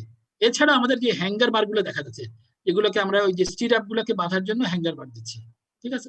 আর এখানে আরেকটা জিনিস খেয়াল করো, হ্যাঙ্গার বার গুলা সাপোর্টের কাছে আবার এই এই এই যে আমাদের স্টিরাপ গুলো একটু ঘন ঘন হয়ে যাচ্ছে, কারণ সাপোর্টের কাছে শিয়ার বেশি। তো আমরা শিয়ারের দিকে যেতে চাই না, আমরা আজকে ফ্লেক্সুরাল রডটার দিকে খেয়াল রাখতে দিচ্ছি। তাহলে আমরা মূলত যেটা বুঝতে পারলাম, যেখানে টেনশন সেইখানে আমরা রডটা দিব। এবার আমরা একটা রিটেনিং ওয়ালকে দেখি। এখানে একটা রিটেনিং ওয়ালের ছবি দেওয়া আছে। এই রিটেনিং ওয়ালটা যদি খেয়াল করে, এইখানে মাটিটা, এটা মাটি, তার মানে এই জায়গাটা হচ্ছে মাটি, ঠিক আছে। তাহলে এখানে সয়েলের প্রেশারটা কেমন, প্রেশারটা মেবি একটা এরকম একটা প্রেশার আছে। যদি আমি আঁকার চেষ্টা করতেছি, হাতের লেখা খুব বাজে হয়ে যায়, আঁকলে এরকম একটা ট্রায়াঙ্গুলার প্রেশার আছে, তাই তো। এখন এই ট্রায়াঙ্গুলার প্রেশার জন্য ডিফ্লেক্টেড, প্রথমে দেখতে হবে ডিফ্লেক্টেড শেপটা কেমন হবে। হ্যাঁ, এই পুরো জিনিসটা দেখো, এটা এখানে ডান দিকে আমার ডিফ্লেক্টেড শেপটা আঁকা আছে, যে এদিক থেকে একটা ট্রায়াঙ্গুলার সয়েল প্রেশার আসলে স্ট্রাকচারটা এইভাবে হেলে পড়বে। শুধু হেলে পড়বে তাই না, দেখো এইখানে এই সাইডটা এদিকে নিচের দিকে এরকম হয়ে গেছে কেন, কারণ একই সঙ্গে কিন্তু এখানে মাটিরও একটা ডাউনওয়ার্ড প্রেশারও আছে। এই কারণে দেখো এই অংশটা ক্যান্টিলিভার বিমের মতো হয়ে ঝুলে গেছে। আর এই জায়গাটা কেমন এরকম হচ্ছে কেন, কারণ এখানে কিন্তু যখন এদিক থেকে যখন আমি ধাক্কা দিচ্ছি, তখন এখানে কিন্তু সয়েল প্রেশার ডেভেলপ করতেছে আপওয়ার্ড, তাই না। তাহলে এবার কি আমরা ডিফ্লেক্টেড শেপটা বুঝতে পারি, কেন ডিফ্লেক্টেড শেপটা এরকম হলো, কারণ এদিক থেকে চাপ দিচ্ছি, এদিক থেকে সয়েল প্রেশার হচ্ছে, আর এখানে এই ডিরেকশনে আমার ভার্টিক্যাল মাটির চাপও আছে। এই যদি হয় তাহলে আমরা প্রথমেই দেখি আমার টেনশন জোন গুলা কোথায়। তাহলে টেনশন জোনটা হচ্ছে এই জায়গাটায়, এটা হচ্ছে টেনশনের জায়গা, এটা হচ্ছে টেনশনের জায়গা, এটা হচ্ছে আমার টেনশনের জায়গা, তাই না। দেখো সবাই ঠিক আছে না, সবচেয়ে বেশি টেনশন কোন জায়গায়, সেই জায়গাগুলো আমরা দেখালাম। তাহলে আমাদের রিইনফোর্সমেন্ট গুলো কোথায় যাবে, স্বাভাবিকভাবে দেখো এই রিইনফোর্সমেন্টটা আমি দিচ্ছি, এই যে যেটা ভার্টিক্যাল রডটা দেখতে পাচ্ছি, এই ভার্টিক্যাল রডটা আমি এইটার জন্য দিচ্ছি, এই ভার্টিক্যাল রডটা আমি দিচ্ছি এই টেনশন, সরি এই হরাইজন্টাল রডটা আমি দিচ্ছি এই টেনশনটা ডেভেলপ করলো তার জন্য, আর এইখানে যে টেনশনটা ডেভেলপ করতেছে তার জন্য আমি এই লাইন রডটা দিচ্ছি, তাই তো। তাহলে এটাই হচ্ছে মেইন ফ্লেক্সুরাল রড। এছাড়াও কতগুলো গোল্লা গোল্লা রড দেখতে পাচ্ছি, এখানে কতগুলা গোল্লা গোল্লা রড দেখতে পাচ্ছি, যেগুলা পারপেন্ডিকুলার টু এই স্ক্রিন আছে, অর্থাৎ এটা ওয়ালের ডিরেকশনে আছে। এই রডগুলোকে বলে টেম্পারেচার আর শ্রিঙ্কেজ রিইনফোর্সমেন্ট। কারণটা কি? কারণ এই ডিরেকশনে আসলে একটা টেনশন ডেভেলপ করে for due to changing temperature and due to shrinkage. তাহলে এটা আমরা আপাতত জানি না, বাট ওটাও কিন্তু it's a kind of tension, তার মানে ওদিকেও টেনশন ডেভেলপ করতেছে, ওটা আমরা ওই দিকেও রড দিব। তাহলে মূলত আমি ফ্লেক্সুরাল রড যেগুলো দিচ্ছি সেগুলা 3টা রড আমরা দেখাই দিলাম। তাহলে আমরা অনেকগুলো জায়গায় দেখলাম যে রিইনফোর্সমেন্টটা কোথায় কোথায় দেওয়া যেতে পারে। এছাড়াও প্রিস্ট্রেস কংক্রিট কি জিনিস সেটা সম্পর্কে একটু কথা বলি। প্রিস্ট্রেস কংক্রিটটা আমরা আমাদের এই কোর্সের অংশ না। প্রিস্ট্রেস কংক্রিট সম্পর্কে আমরা এখানে জাস্ট আমরা 2 মিনিট কথা বলবো। সেটা হচ্ছে এটা আমরা 317-এ পড়বো আমাদের পরবর্তী কোর্সে, এটা একটা মূল অংশ। তো প্রিস্ট্রেস কংক্রিট বলতে আসলে কি বোঝায় সেটা আমরা একটু সংক্ষেপে বলি। প্রিস্ট্রেসড অর্থাৎ কংক্রিটের যেখানে যেখানে টেনশন ডেভেলপ করবে বলে আমি জানি। কেন জানি? Because I know the load. যেমন ধরো যদি এরকম একটা বিম হয়, যেটা 1 নম্বর ছবিতে দেখানো হচ্ছে, যে এর মধ্যে যদি এরকম লোড থাকে এটা এইভাবে ডিফ্লেক্ট করবে। তার মানে এখানে আমার টেনশন ডেভেলপ করার কথা, যেটা আমরা জানি যে বটমে টেনশন ডেভেলপ করবে, উপরে কম্প্রেশন ডেভেলপ করবে। তাহলে আমি যেটা করতে চাচ্ছি প্রিস্ট্রেস কংক্রিটে যেটা করা হয় যে স্ট্রাকচারটাকে প্রথমে একটা উল্টা প্রি স্ট্রেস, প্রথমে ইনিশিয়ালি আমি তাকে একটা উল্টা স্ট্রেস দিয়ে রাখবো, যে স্ট্রেসটা ভবিষ্যতে আসবে তার কাউন্টার একটা স্ট্রেস আগে দিয়ে রাখবো। অর্থাৎ এই একটা লাল একটা জিনিস দিয়ে আমি টেন্ডন বলি এটাকে আমরা, এটাকে আমি প্রথমে টান দিয়ে যদি ছেড়ে দিই এবার এখানে যদি আটকাই দিই, তাহলে যেটা হবে এটা ইনিশিয়ালি এটা তাকে সে নিজে থাকবে লাল যে টেন্ডনটা, সে নিজে থাকবে টেনশনে, কিন্তু এই বিমটাকে সে প্রথমেই একটা এই যে দুটো অ্যারো দেখানো হচ্ছে, প্রথমে একটা কম্প্রেশন দিয়ে উল্টা দিকে বেন্ড করার আগে, দেখো এখানে ছবিতে উল্টা। তার মানে এই দুটা মিলে আলটিমেটলি আমরা চেষ্টা করব যে তার নিচে যে টেনশনটা ছিল সেটাকে আমি কাউন্টার করার চেষ্টা করলাম, যে নিচে প্রথমে আমি এই টেনশনটাকে কাউন্টার করলাম। উপরে যে টেনশন, উপরে যে কম্প্রেশন আসলো, এই কম্প্রেশন উপরে এখানে টেনশন আসলো, আর এটার সাথে আমার আগের যে কম্প্রেশন সেটাও যোগ হয়ে উপরে আমার কম্প্রেশনে থাকলো, আর নিচের যে টেনশনটা সেটাকে আমরা অ্যাভয়েড করার চেষ্টা করলাম। এটাই হচ্ছে বেসিক্যালি প্রিস্ট্রেস। যেমন আমি এটা বুঝি নাই, একটু কাইন্ডলি আরেকবার বলা যাবে? আচ্ছা আরেকবার বলি। যেমন এবার আমি প্রথমে গাড়িটার উদাহরণ দিই। দেখো এখানে আমি কতগুলো সিগারেটের প্যাকেট দিয়ে ছবিটা দেখাচ্ছি। সিগারেট ধূমপান স্বাস্থ্যের জন্য ক্ষতিকর, কিন্তু এখানে আমি মডেল হিসেবে দেখাচ্ছি। সেটা দেখো এখানে বাক্সগুলো একে অপরের উপরে চাপ দিতে পারে, তাই না? এখানে আমি যদি চাপ দিই, কম্প্রেশন দিই, আমি আবার একটু এটা নেই, যে আমার এখানে আমি যদি কম্প্রেশন দিই এটা কিন্তু কোনো এই কম্প্রেশন নিতে পারতেছে, তাই তো? কিন্তু এখানে কিন্তু কোনো আঠা দিয়ে কোনো লাগানো নেই, খালি একটা আমি রাবার ব্যান্ড একে একটা পড়াই দিছি, 2টা রাবার ব্যান্ড দিয়ে আটকেছি। খেয়াল করে দেখো এই গাড়িটার ওজনের জন্য আমার উপরে কিন্তু কম্প্রেশন এমনিই আছে। হ্যাঁ, আমি চেষ্টা করতেছি নিচে যে টেনশন আসবে সেটাকে অ্যাভয়েড করার জন্য। কেন? কারণ আমরা জানি কংক্রিট টেনশনে স্প্লিট করে যাবে। যদি আমার এই রাবার ব্যান্ডটা না থাকতো তাহলে কি হতো? রাবার ব্যান্ডটা না থাকলে এই এই এই যেখানে যে বক্স দুটোর মধ্যে যে টেনশন ডেভেলপ করতেছে এদিকে বা এদিকে, জাস্ট এটা স্প্লিট করে পড়ে যাবে, যেটা আমরা প্রথমে ছবিটা দেখছি। এখানে রাবার ব্যান্ডটা যেটা করতেছে, রাবার ব্যান্ডটাকে টান দিচ্ছি, টান দিয়ে আমি পড়াই দিচ্ছি, তাতে রাবার ব্যান্ডটা যাচ্ছে টেনশনে, জাস্ট লাইক দিস ওয়ান, ঠিক আছে? কিন্তু রাবার ব্যান্ডটা এটাকে আমি যে রাবার ব্যান্ডটাকে ছেড়ে দিচ্ছি, রাবার ব্যান্ডটা ইকুইলিব্রিয়ামে যাওয়ার জন্য রাবার ব্যান্ডটা এই জায়গাটায় বক্সটার উপরে কিন্তু একটা চাপ ক্রিয়েট করতেছে। অর্থাৎ এই জিনিসটা আমি আগেই একটা উল্টা কম্প্রেশন দিয়ে রাখলাম, এবং এখানে ছবিতে দেখা আমি ইচ্ছে করে রাবার ব্যান্ডগুলো একটু নিচে লাগাইছি, তাহলে নিচে কম্প্রেশন দিচ্ছি অনেকটা এইটার মতো। ইচ্ছে করলে আমি সেন্টারও দিতে পারতাম, অনেকভাবে করা যায় জিনিসটা। তাহলে যেটা হবে ফাইনালি আমি নিচে একটা কম্প্রেশন দিয়ে রাখতেছি, এবং যখন গাড়িটা আসতেছে, অ্যাকচুয়াল লোড আসতেছে, এই স্ট্রাকচারটার মধ্যে কোথাও কিন্তু টেনশন ডেভেলপ করতেছে না, তাই না? এই জিনিসটাকে আমরা অ্যাভয়েড এমন ভাবে করতেছি যেন কোথাও আমি টেনশন ডেভেলপ করবে না, বা যদি কোনো অন্য সময় পার্শিয়াল প্রিস্ট্রেসিংও করে, একটু টেনশন ডেভেলপ করলে সেটার জন্য রড দিতে পারি। বাট এখানে আমি একটা কেস দেখাচ্ছি যেখানে আমরা প্রিস্ট্রেস করতেছি। আচ্ছা এখানে একটু বলে রাখি, প্রিস্ট্রেস জিনিসটা হচ্ছে মানে রিইনফোর্স কংক্রিটের থেকেও একটা বেটার স্ট্রাকচারাল ফর্ম। কেন? কারণ এখানে কিন্তু আমরা স্ট্রাকচারের মধ্যে ক্র্যাকিংটাকে অ্যাভয়েড করতে পারলে অনেকগুলো উপকার পাওয়া যায়। এক হচ্ছে স্ট্রাকচারের শুধু স্ট্রেংথটাই কিন্তু মূল কথা না, আনক্র্যাকড সেকশনের স্টিফনেসটাও কিন্তু বেশি, আই এর ভ্যালু বেশি হয়। তার মানে আমি আনক্র্যাক সেকশন হলে আমি সেকশনগুলোকে ছোট করে আনতে পারি, কারণ আমার কিন্তু স্ট্রেংথ ছাড়াও ডিফরমেশন বা ডিফ্লেকশনও একটা ইম্পর্টেন্ট ব্যাপার। তো আমার প্রিস্ট্রেস কংক্রিটে এই ডিফ্লেকশনটা কম হয়, যেহেতু এটা আনক্র্যাকড সেকশন। এবং প্রিস্ট্রেস কংক্রিট একটা জিনিস বলে আমি শেষ করি, সেটা হচ্ছে প্রিস্ট্রেস কংক্রিটটা আসলে হাই স্ট্রেংথ ম্যাটেরিয়ালের জন্য ব্যবহার হয়। এখানে যেহেতু টেন্ডেন বলছি, এটা কিন্তু মাইল্ড স্টিল না, এটা অনেক হাই স্ট্রেংথ স্টিলের জন্য, এবং কংক্রিটটাও অনেক হাই স্ট্রেংথ প্রয়োজন হয়। তো এটা যখনই হাই, তোমরা অলরেডি আমি তোমাদেরকে আগে একবার পড়াইছিলাম যে স্ট্রাকচারাল ফর্ম গুলা সবই ইভলভ করছে মেটেরিয়ালের সাথে মিলিমেলে। তো যখনই আমরা হাই স্ট্রেংথ মেটেরিয়াল পাচ্ছি, লাইক হাই স্ট্রেংথ কংক্রিট এবং হাই স্ট্রেংথ স্টিল, সেগুলা কিন্তু আসলে রিইনফোর্সড কংক্রিটের জন্য উপযুক্ত সিস্টেম না। বা উল্টাভাবে যদি বলি, প্রিস্ট্রেসিংটা যদি আমি নর্মাল মাইল্ড স্টিল দিয়ে করতে চাই, সেটাও কিন্তু করা যাবে না পুরোপুরি। এটা তোমরা তোমাদের 317-এ এটা আর একটু ডিটেল বুঝতে পারবা যে এই সিস্টেমটাই তৈরি করা হয়েছে হাই স্ট্রেংথ মেটেরিয়ালকে ভালোভাবে কাজে লাগানোর জন্য। তার মানে প্রিস্ট্রেসের যদি সহজভাবে বলি, প্রিস্ট্রেসটা আগেই স্ট্রেসড, আর রিইনফোর্সড কংক্রিটে কিন্তু আমার রডটা চুপচাপ বসে আছে। রডটা কিন্তু যতক্ষণ না পর্যন্ত তাকে আমি লোড দিচ্ছি, সেটা আইদার সেলফ ওয়েট বলি বা তার মানে পরের গাড়ি বলি বা অন্য লোড আসুক সেগুলো বলি, তার আগ পর্যন্ত কিন্তু সে কোনো স্ট্রেসে নাই, সে চুপচাপ বসে আছে। কিন্তু প্রিস্ট্রেসের বেলায় লোড আসার আগেই আমি রিইনফোর্সমেন্টটা, যেটাকে আমরা টেন্ডন বলছি, এটা প্রথমেই আমি এটাকে স্ট্রেস করে দিচ্ছি। তাহলে এটা আমরা ভবিষ্যতে আরো অনেক ডিটেল দেখতে পাবো। এরপরে আজকের আমার লাস্টে একটা ছবি দেখে শেষ করব, সেটা হচ্ছে স্ট্রাকচারাল ফর্মস। তো আমরা প্রথমে দেখি একটা বিল্ডিং, তো বিল্ডিং এ কি কি জিনিস থাকে? বিল্ডিং এ আমরা যেখানে দাঁড়ায় থাকি এটাকে বলে স্ল্যাব। তো স্ল্যাবটা হচ্ছে একটা ফ্ল্যাট একটা জিনিস, এটাও রিইনফোর্সড কংক্রিটের হচ্ছে। তো স্ল্যাব থেকে লোডটা যাচ্ছে বিমে, দেখো ছবিতে বিমে, এবং বিমের থেকে লোডটা চলে যাচ্ছে কলামে, কলাম থেকে লোডটা চলে যাচ্ছে ফাউন্ডেশনে, এবং ফাউন্ডেশন থেকে ফাইনালি আমাদের ইঞ্জিনিয়ার হিসেবে কাজ হচ্ছে লোডটাকে মাটিতে সেফলি ট্রান্সমিট করা। শুধু মাটিতে না, মানে পুরা এই লোড পাথটাকে, অর্থাৎ স্ল্যাব থেকে বিমে, বিম থেকে কলামে, এবং ফাইনালি ফাউন্ডেশনের থ্রুতে মাটিতে সেফলি ট্রান্সমিট করাটাই হচ্ছে ইঞ্জিনিয়ারের কাজ। এটা একটু মনে রাখবো আমরা।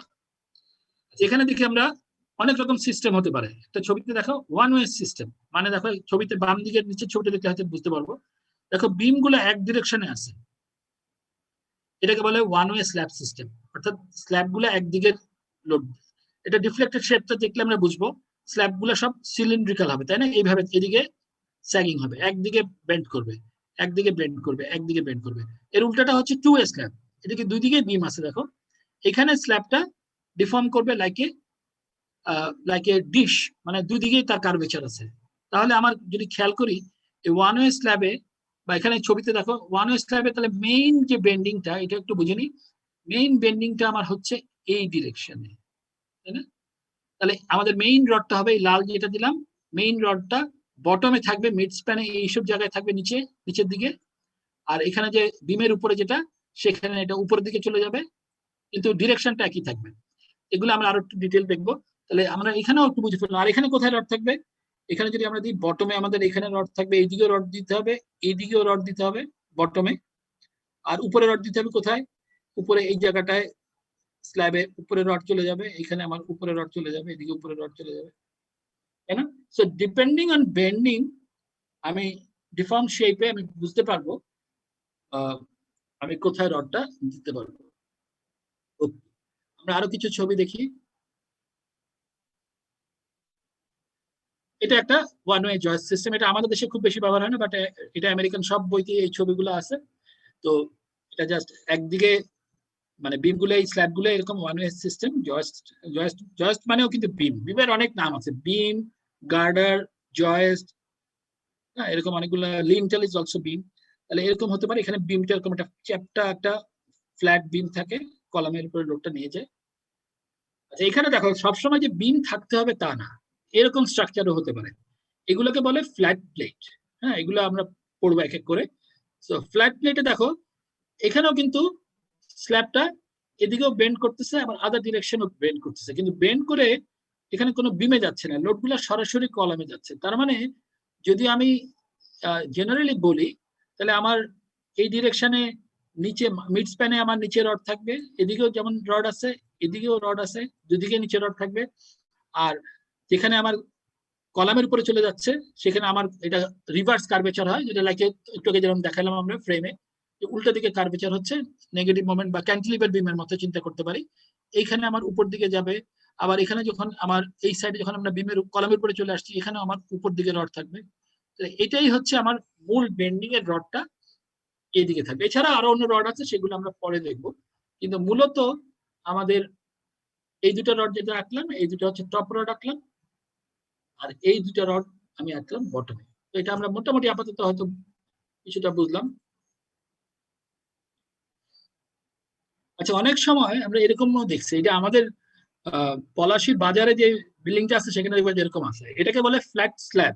আগেরটা দেখলাম ফ্ল্যাট প্লেট, আর এটা হচ্ছে ফ্ল্যাট স্ল্যাব। এখানে দেখতে পাচ্ছ অনেক গাড়ি বিদেশে, মানে কার পার্কের জন্য যেসব জায়গায় অ্যারেঞ্জমেন্ট, সেখানে অনেক জায়গায় এরকম একটা সিস্টেম থাকে। এটাকে যদি আমরা খেয়াল করি, এই স্ল্যাবের একটা জায়গা মোটা করা আছে, আর একটা জায়গা ফ্লেয়ার করা আছে। এটাকে বলে, উপরের অংশটাকে বলে ড্রপ প্যানেল, আর এটাকে বলে কলাম ক্যাপিটাল। ড্রপ প্যানেল আর কলাম ক্যাপিটাল, এটা বোঝাই যাচ্ছে কেন দিচ্ছি, কারণ এটা কিন্তু যদি না থাকে, যদি লোড বেশি থাকে, এটা কিন্তু আমি যদি একটা কাগজের মধ্যে একটা, আমি যদি সাধারণত আমি একটু কাগজ দিয়ে দেখাইতাম, যেমন একটা পাতলা একটা কাগজের মধ্যে যদি আমি একটা চিকন একটা কলামের উপরে কাগজটা বসাতে চাই, এটা কিন্তু ফুটা করে ঢুকে যাওয়ার চেষ্টা করবে। তার বদলে যদি আমি কাগজটাকে মোটা করে দিই, অর্থাৎ এখানে যেমন যেটাকে ড্রপ প্যানেল দেখাচ্ছি, এটা ঢুকে যাবে না। অথবা আমি কলমের মাথায় একটা ক্যাপও দিতে পারি, যেটাতে আমি কলাম ক্যাপিটাল দেখতে পাচ্ছি। কলমের মাথাটাকে, কলাম আর কলম এক হয়ে যাচ্ছে, এই যদি মাথাটা মোটা করে দিই তাহলে এটা কলাম ক্যাপিটাল হয়ে যাবে। অথবা পাতাটা যদি মোটা করে দিই তাহলে আমার এটা হবে ড্রপ প্যানেল।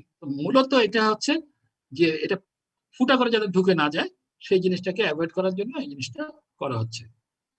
আচ্ছা, এছাড়া আমরা যদি এরকম স্ট্রাকচার করি, এগুলোকে বলে ফোল্ডেড প্লেট। এগুলো কিন্তু বেন্ডিং খুব কম। হ্যাঁ, এগুলো মূলত ইটস লাইক শেল।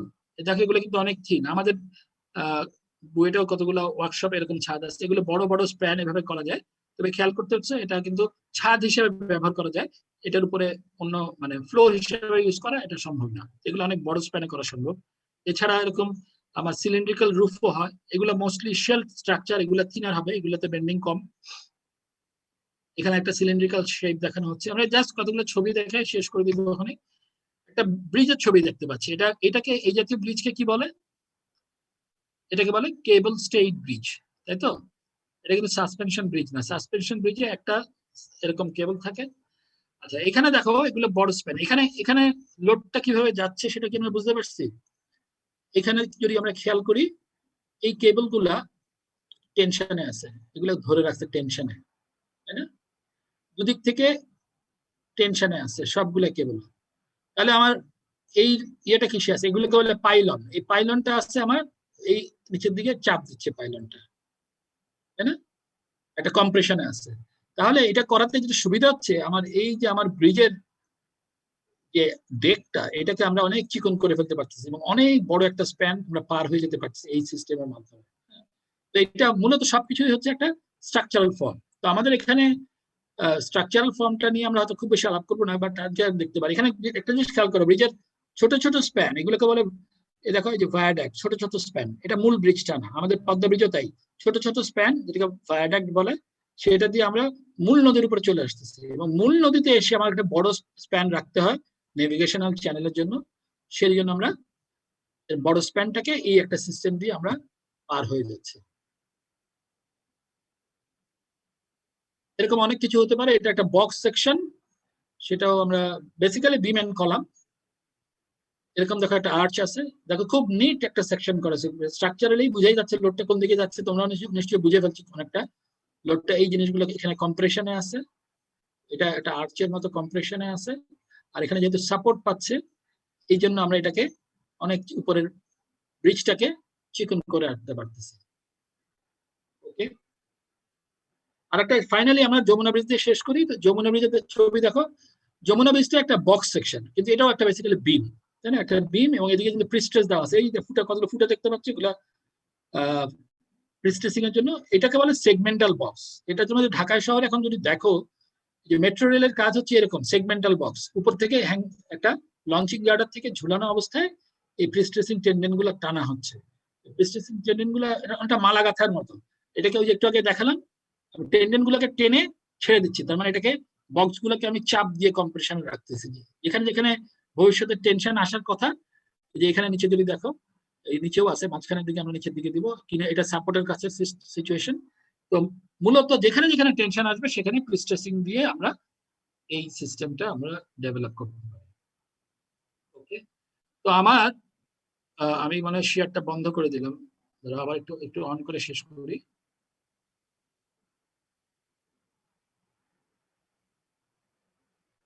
আচ্ছা, মূলত এটাই ছিল আমার আজকের ক্লাসের কভার। আমার ক্লাসের একটা কথা বলিনি এবার, সেটা হচ্ছে আমার টাইম কতক্ষণ হলো, ওভার করে যাচ্ছি নাকি? টাইম অলমোস্ট ঠিক আছে। এর পরের দিন আমরা যেটা দেখবো সেটা হচ্ছে স্ট্রাকচারে কি কি লোড হয় এবং লোডগুলো আমরা কিভাবে ক্যালকুলেট করা শিখবো, এবং ফাইনালি আমরা আস্তে আস্তে ডিজাইনের কনসেপ্ট গুলোর দিকে যাওয়ার চেষ্টা করবো। আচ্ছা, আমার ক্লাস নোট, আমি যেহেতু এবার আমরা অনলাইনে পড়াচ্ছি, আমি প্রতি ক্লাসের আগেই আমি আসলে অনেক কিছু আমাকে অ্যাড করতে হচ্ছে, যেগুলো আমি হয়তো বোর্ডে পড়াতাম। আমি নর্মালি একই সঙ্গে মানে স্লাইডে চালাতাম, আমি বোর্ডে অনেক কিছু করার চেষ্টা করি। এই কারণে আমার সেই জিনিসগুলো আমি এখন এখানে অ্যাড করছি। শুধু আমার ক্লাস নোটটা আমি যদিও আপলোড করে দিচ্ছি, বাট এটা কিন্তু প্রতি ক্লাসেই মনে করতে পারো অনেক কিছু অ্যাড হতে থাকবে। তো তোমাদের মাইক্রোসফট টিমের যে টিমটা তৈরি করা হয়েছে, ওখানে আমি একটু পরে এটা আপলোড করে দেব। আর আমার ক্লাসে ওই ক্লাস টেস্ট বা কি এগুলো কিভাবে হবে সেটা আমি পরে ডিক্লেয়ার করি, কারণ এখনো আমরা আসলে সেই ডিরেকশনটা পাই নাই কিভাবে কি নিতে হবে, সেটা পেয়ে নিই, তারপর আমরা জানাবো। আপাতত এই পর্যন্তই। তোমাদের কোনো প্রশ্ন থাকলে তোমরা করতে পারো, নইলে আমরা আজকের ক্লাস শেষ করব। স্যার একটা কোয়েশ্চেন ছিল। বলো। স্যার আপনি যে বললেন না যে জায়গাটার মধ্যে হচ্ছে যদি রড দিই তাহলে যে কনক্রিটের সাইজটা হচ্ছে কমে আসে, ওই লাইনটা কলামের বেলায়, কলামের জি বেলায় জি জি, হ্যাঁ ওটা আমি বুঝতে পারিনি, মানে সাইজ কেন কমাই দিই? হ্যাঁ, সাইজ কমাই দিই মানে কি, দেখো আমরা তো কলামটা হচ্ছে লোড ক্যারিং, কিন্তু একটা বিল্ডিং এ যদি তোমার কলাম অনেক বড় হয় তাহলে তোমার স্পেস নষ্ট হচ্ছে না। আমার তো কাজ হচ্ছে ফ্লোর এরিয়া যতটুকু বাড়ানো। এখন যদি কলাম এক একটা বিল্ডিং এর কলামে যদি আমার বাসার মধ্যে বেশিরভাগ জায়গায় চলে আসে, সেটা তো আর্কিটেক্টরা পছন্দ করবে না, আমিও পছন্দ করবো না। সেই কারণে আমরা চেষ্টা করবো যে কলামগুলোকে যতটুকু সাইজ ছোট করা। তো ছোট করার উপায় কি, কংক্রিট নিচ্ছে 4000 PSI, হ্যাঁ, আর ওদিকে স্টিল নিচ্ছে আমার 60,000 PSI। তার মানে তো আমি স্বাভাবিকভাবেই 15 গুণ স্ট্রেংথ পাচ্ছি। তো স্বাভাবিকভাবে আমার, যদি আমি ঐকিক নিয়মে চিন্তা করতে পারি, কিছু রড আমি যদি 2% রড দিতে পারি, সেই রেশিওতে আমার অনেকটুকু সাইজ কমায় আনতে পারবো আমি, তাই না জিনিসটা? আচ্ছা আচ্ছা আচ্ছা, বুঝছি বুঝছি, থ্যাংক ইউ। ভার্টিক্যাল রডটাকে আমি শেয়ার করে দিচ্ছি, কলামে কিছু নিচ্ছে কংক্রিট, কিছু নিচ্ছে স্টিল। এতে আমার আসলে শুধু শুধু যে সাইজ ছোট তা না, এছাড়া আমার একটু ক্রিপে উপকার পাওয়া যায়, এটা আমরা পরে কলাম পড়ার সময় দেখবো। আচ্ছা, আরো অন্য কোনো প্রশ্ন থাকলে করো।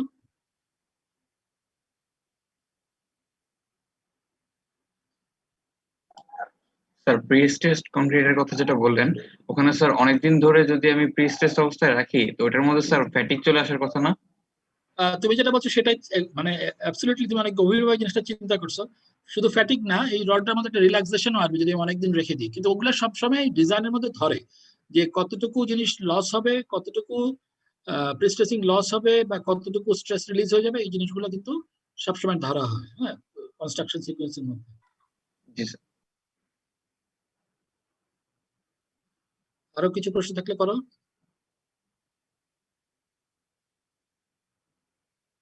ওকে, আচ্ছা, আর যদি প্রশ্ন না থাকে তাহলে আমরা আজকে ক্লাস শেষ করি। তো আমার পরবর্তী ক্লাস হচ্ছে মঙ্গলবার। সবাই বুঝতে পারছো তো, আমি এখন মানে প্রতি সপ্তাহে সবগুলা ক্লাস আমি নিব, আগামী 4 সপ্তাহ, হয়তো একটু বেশিও লাগতে পারে, আমার অংশটাই আসলে সবচেয়ে বেশি, ঠিক আছে? আর আমরা যেহেতু প্রথম থেকে একটু স্লো যাব, সুতরাং একটু হয়তো সময় লাগতে পারে। তো তোমাদের জন্য মানে ডিরেকশন হচ্ছে তোমরা ক্লাস নোট তৈরি করবা, দ্বিতীয়ত হচ্ছে বই কিনবা, আর এটা একটু পড়তে হবে। কিন্তু এই কোর্সটা শুধুমাত্র ক্লাস নোট দেখলে হবে না, ক্লাস নোটের সাথে সাথে আমি কিন্তু ক্লাস মানে বেসিক্যালি বই ফলো করে পড়াচ্ছি, সুতরাং বইটা কিন্তু একটু পড়তে হবে। এবং আরেকটা জিনিস বলে রাখি, রিইনফোর্স কংক্রিট ডিজাইন কিন্তু মানে ইঞ্জিনিয়ারদের মধ্যে একটা বড় অংশের এটাই হচ্ছে মানে করো যে ডে টু ডে কাজ, হ্যাঁ, এবং এটা ভবিষ্যতে অনেকে তোমাদের মধ্যে অনেকেরই দেখবা এটাই হবে ফাইনাল রুটি রুজির ব্যবস্থা। যেমন আমার মনে করো রিইনফোর্স কংক্রিট আমি শুধু পড়াই না, আমি তো একজন ডিজাইনারও, এরকম অনেক অনেক তোমাদের মধ্যে একটা বড় অংশের কিন্তু এই জিনিসটা হবে। সুতরাং তোমাদের এই কোর্সটা সব কোর্সই বোঝা উচিত, বাট এই কোর্সের কিছু কিছু জিনিস from practical point of view থেকেও একটু বোঝা উচিত। আর বইটা সবসময় বইটা কোথায় আছে, বইয়ের কোথায় কি আছে, সবসময় সব জিনিস যে আমাদের মাথায় থাকবে তা না। বইয়ের কোথায় কি আছে একবার পড়ে রাখলে জিনিসগুলো আমাদের ভবিষ্যতের এটা সবসময় লাগে। এবং এই বইটা কিন্তু মনে করো বুক ফর লাইফ। এই যে আমি তোমাদের একটু আগে বললাম 7th এডিশন, সেটা হয়তো আমি 30-32 বছর আগে পড়ছি, কিন্তু সেই বইটাও আমার এখনো আছে, এবং সেই বইটা কিন্তু আমার কোনো কোনো সময় এখনো লাগে, যদিও এই বই আর ওই বই মূলত একই জিনিস। কিন্তু এটা কিন্তু একটা মানে এই সাবজেক্টটা অনেকের জন্যই, সবার জন্য বলবো না, কিন্তু অনেকের জন্যই এটা একটা সারা জীবনের পেশা হবে। সুতরাং এই সাবজেক্টটা আমি মনে করি এটা একটু সিরিয়াসলি, শুধু পরীক্ষা পড়ার জন্য না, প্র্যাকটিক্যালি জিনিসটাকে একটু চিন্তা করে বুঝে পড়ার দরকার। ঠিক আছে, আমরা এখানে শেষ করি আছি।